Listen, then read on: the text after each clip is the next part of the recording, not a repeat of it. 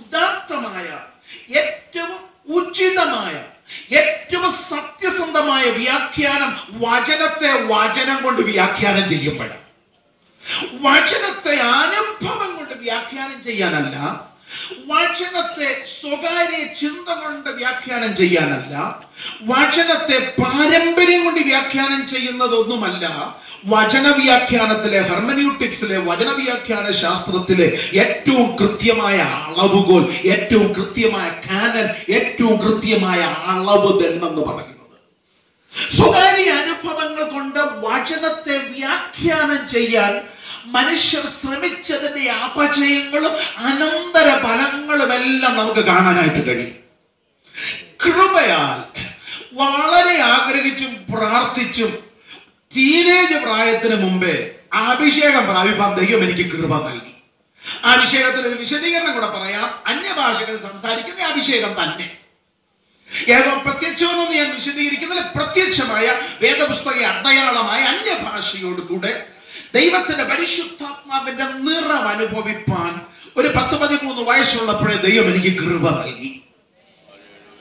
അന്ന് ഞങ്ങളുടെ സഭയിൽ നടന്ന 21 ദിവസത്തെ ഉപവാസ പ്രാർത്ഥനയിൽ ഞങ്ങളുടെ ജ്യേഷ്ഠ സഹോദരന്മാരൊക്കെ അന്യഭാഷകളിൽ ആടി തിമിർത്ത് ആരാധിക്കുമ്പോൾ ഞങ്ങൾക്ക് കിട്ടാതിരുന്ന് വിഷമിച്ച് 1 ദിവസം കഴിഞ്ഞു, 2 ദിവസം കഴിഞ്ഞു, 3 ദിവസം കഴിഞ്ഞു, 4 ദിവസം കഴിഞ്ഞു, 21ന്റെ 9ാമത്തെ ദിവസം പ്രാർത്ഥിച്ചും കരഞ്ഞും അനുദവിച്ചും കൃപയാൽ അന്ന് കിട്ടിയതുകൊണ്ട് കിട്ടി, ഇന്നായിരുന്നു കിട്ടാൻ സാധ്യത കുറവായിരുന്നു എനിക്ക് തിരിച്ചറിയാം.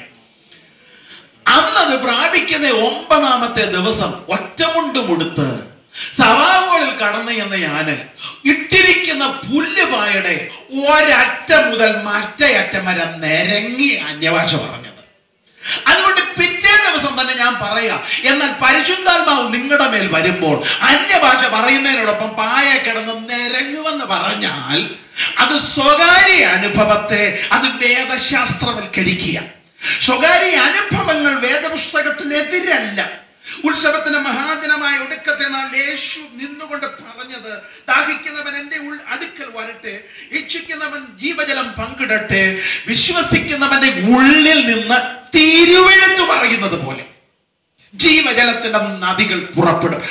തിരുവെഴുത്തിന്റെ അടിസ്ഥാനത്തിൽ സ്വകാര്യ അനുഭവങ്ങളെ വ്യാഖ്യാനിക്കുന്നതിൽ തെറ്റില്ല. എന്നാൽ തിരുവെഴുത്തിനെ ഏറ്റവും അനുയോജ്യമായ നിലയിൽ വ്യാഖ്യാനിക്കാനുള്ള വ്യാഖ്യാന ശാസ്ത്രം തിരുവെഴുത്തിനെ തിരുവെഴുത്തുകൊണ്ട് തന്നെയാണ്.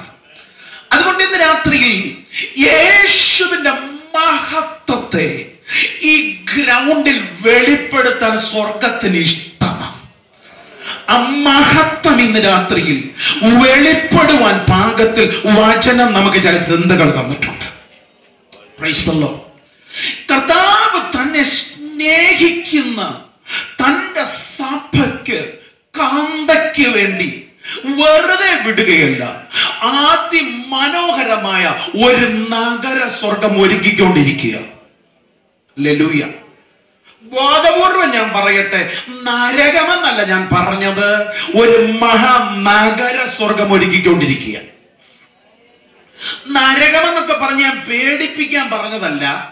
സുവിശേഷ യോഗത്തിൽ അത് പറയുന്നതിൽ അപാകതയില്ലെന്നുള്ള വിശ്വാസം കൊണ്ടാണ് ഞാനത് പറയുന്നത്. അത് പറയാൻ കാര്യം, ഞാൻ സുദീർഘ വർഷങ്ങളായി പുതിയ നിയമത്തിലെ പ്രത്യേകിച്ച് സമവീക്ഷണ സുവിശേഷങ്ങളും 4 സുവിശേഷവും ഒക്കെ പഠിക്കാനും അതൊക്കെ തിരിച്ചറിയാനും ഒക്കെ പ്രാപ്തി എനിക്ക് ലഭിച്ചിട്ടുണ്ട്, അല്ലെങ്കിൽ അവസരം ലഭിച്ചിട്ടുണ്ട്. സമീപകാലത്താണ് ഒരു യാഥാർത്ഥ്യം മനസ്സിലായത്. നമ്മുടെ വാഴ്ത്തപ്പെട്ട കർത്താവായ യേശു ഭാവി കാലത്തെക്കുറിച്ചും മനുഷ്യന്റെ യഥാർത്ഥമായ നിലയെക്കുറിച്ചും പഠിപ്പിക്കുമ്പോൾ യേശു കർത്താവ് സ്വർഗത്തെക്കാൾ ഏറ്റവും കൂടുതൽ പറഞ്ഞിട്ടുള്ളത് നരകത്തെ കുറിച്ചാണ്.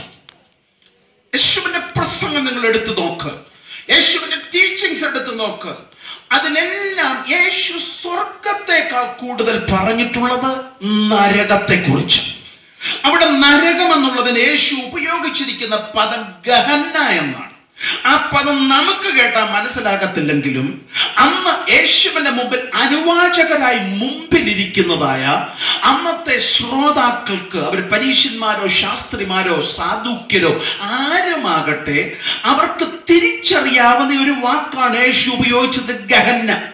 ഗഹന്ന എന്ന വാക്ക് കേട്ടാൽ അവർക്ക് മനസ്സിലാകുന്നത് ഗഹന്ന പത്തനംതിട്ട പോലെ, മുണ്ടകൊട്ടക്കൽ പോലെ, കോഴഞ്ചേരി പോലെ, തിരുവനന്തപുരം പോലെ, കൊച്ചി പോലെ യെരുശലേമിൽ നിന്നും ഏതാണ്ട് 9 മൈൽ കിഴക്ക് ഭാഗത്തോട്ട് ചെന്നാൽ അവിടെ കാണാൻ കഴിയുന്ന ഒരു യഥാർത്ഥ സ്ഥലമായിരുന്നു ഗഹന്ന എന്ന് പറയുന്നത്.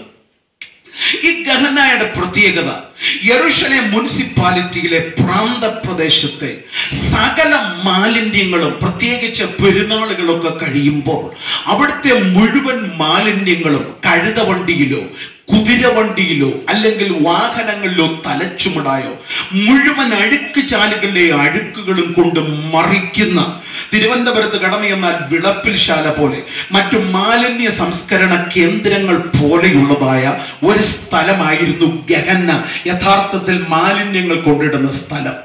അവിടെ യേശു പറഞ്ഞതുപോലെ ആ പുക അവിടെ ഉയരുന്നത് യെരുശലേം ദേവാലയത്തിന്റെ മുകളിൽ ആരാധനയ്ക്ക് കടന്നു ചെല്ലുന്ന ആളുകൾക്ക് നിരന്തരം കാണാം. ആ പുക ഉയരുന്നത് ഗഹന്നയിൽ നിന്നാണ്. അവിടെ തീപ്പൊരി ഉയരുന്നത് കാണാം, അത് ഉയരുന്നത് ഗഹന്നയിൽ നിന്നാണ്. അതിന്റെ അടുത്തുകൂടെ യാത്ര ചെയ്യാൻ കഴിയില്ല, മൂക്കുപൊത്തി പിടിക്കേണ്ടി വരും, ദുർഗന്ധം അവിടെയുണ്ട്. അത് ഗഹന്നയിലെ സംഭവമാണ്. യേശു പഠിപ്പിച്ചു, ഗഹന്ന ഒരു യാഥാർത്ഥ്യമാണെങ്കിൽ, അവിടുത്തെ പുഴു ഒരു യാഥാർത്ഥ്യമാണെങ്കിൽ, അവിടുത്തെ തീ ഒരു യാഥാർത്ഥ്യമാണെങ്കിൽ, അവിടുത്തെ പുക ഒരു യാഥാർത്ഥ്യമാണെങ്കിൽ, നരകം ഉപദേശി പടച്ചുണ്ടാക്കിയ ഉട്ടോപ്യൻ കഥയല്ല. ജനങ്ങളെ ഭയപ്പെടുത്തുവാൻ വേദപുസ്തക പ്രഭാഷകൻ ഉണ്ടാക്കിയെടുത്ത തമാശ കഥയല്ല. സഭയിൽ നാളെ പിടിച്ചെടുത്ത് ആളുകളെ ഏതെങ്കിലും തരത്തിൽ ഉപരിവിപ്ലവമായി കൊണ്ടുവരാൻ കഴിയുന്ന ഏതെങ്കിലും ഒരു വാക്കല്ല, അതൊരു നിത്യ യാഥാർത്ഥ്യമാണ്. എന്തിനാ കാശ് മുടക്കി സുവിശേഷ യോഗം വെക്കുന്നത് എന്ന് ചിലപ്പോൾ ചോദിച്ചേക്കാം. 10,000 മുടക്കി 1000കണക്കിന് നോട്ടീസുകൾ അടിച്ച് എന്തിനായി പ്രക്രിയ? പ്രത്യേകിച്ചും ദൃശ്യ മാധ്യമങ്ങളുടെ കടന്നുകയറ്റത്തിന്റെ കാലത്ത് ഒറ്റ മറുപടിയുള്ളൂ, ഈ നരകത്തീക്കകത്ത് നിന്ന് നിത്യജീവനിലേക്ക് ഒരുവനെ കൊണ്ടെത്തിക്കുവാൻ രണ്ടാമതൊരു വഴിയില്ല. തത്വശാസ്ത്രത്തിന് അത് കഴിയുമായിരുന്നെങ്കിൽ ഇന്ന് രാത്രി തോമസ് ഫിലിപ്പിനെ പ്രസംഗിക്കാൻ വിളിക്കത്തില്ലായിരുന്നു. ലോകത്തിലെ ഏതെങ്കിലും തരത്തിലുള്ള ഫിലോസഫിക്ക് മനുഷ്യനെ വിടുവിക്കാൻ കഴിയുമായിരുന്നെങ്കിൽ ഉപദേശിയെ പ്രസംഗിക്കാൻ വിളിക്കത്തില്ല. സാധാരണക്കാരനായ സുവിശേഷകനെ ഈ ഗ്രൗണ്ടിൽ സുവിശേഷം പറയാൻ വിളിച്ചിരിക്കുന്നത്, നരകം ദൈവം സൃഷ്ടിച്ചിരിക്കുന്നത് ഒരൊറ്റ മനുഷ്യനും വേണ്ടിയല്ല. സിറ്റി സ്റ്റഡ് എന്ന ഭക്തനായ മിഷനറി പറഞ്ഞതുപോലെ, നരകത്തിന്റെ ഇപ്പുറത്ത് ഒരു റെസ്ക്യൂ ഷെൽട്ടർ തുറക്കാൻ അവസരം ലഭിച്ചിരുന്നെങ്കിൽ അവിടെയും പോയി ഞാൻ ക്രൂസൈഡ് നടത്തുമായിരുന്നു. പക്ഷെ കഴിയാത്തത് കൊണ്ട് ഇന്ന് രാത്രിയിൽ ഈ 4-ാം സന്ധിയിൽ നരകം ഒരു യാഥാർത്ഥ്യമാണ്. ജീവന്റെ പുസ്തകത്തിൽ പേരെഴുതി കാണാത്ത, ആമേൻ, അടുത്ത വാക്ക് ശ്രദ്ധിച്ചോണം, ഏവരെയും ഏവനെയും ഏത് വ്യക്തിയെയും ജീവപുസ്തകത്തിൽ പേരെഴുതി കാണാത്ത ആരെയും സഭയുടെ പദവിയുടെ പേര് നോക്കാതെ, ബിരുദത്തിന്റെ സ്ഥാനം നോക്കാതെ, പണത്തിന്റെ സ്ഥാനം നോക്കാതെ, കുടുംബത്തിന്റെ വലിപ്പം നോക്കാതെ വലിച്ചെറിയുന്ന ഒരു ദിവസമുണ്ടെന്ന് തിരിച്ചറിഞ്ഞ് വിശുദ്ധ വചനമുയർത്തി ഒരിക്കലൂടെ പറയുകയാണ്, ഈ തീക്കകത്തുനിന്ന്, ഈ നിത്യശിക്ഷയിൽ നിന്ന്, നിത്യദണ്ഡനത്തിൽ നിന്ന് നിങ്ങളെ പിടിച്ചു പുറത്തു കൊണ്ടുവരുവാൻ ലോകത്തിലെ ഒരൊറ്റ കരുത്തുള്ള കൈക്കും കഴിയുകയില്ല. അത് കഴിയുന്നത് സുവിശേഷത്തിന്റെ നാഥനായ കർത്താവിന് മാത്രമാണ്.